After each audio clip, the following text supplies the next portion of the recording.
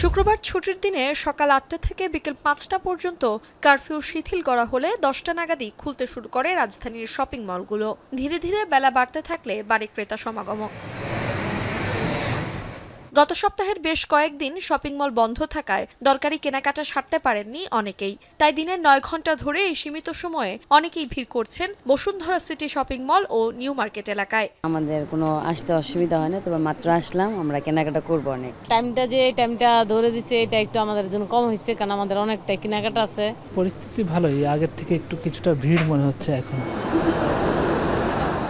তবে বিক্রেতারা বলছেন গত সপ্তাহে অফিস আদালতের পাশাপাশি শপিং মল বন্ধ থাকায় বেশ লোকসানের মুখে পড়েছেন তারা।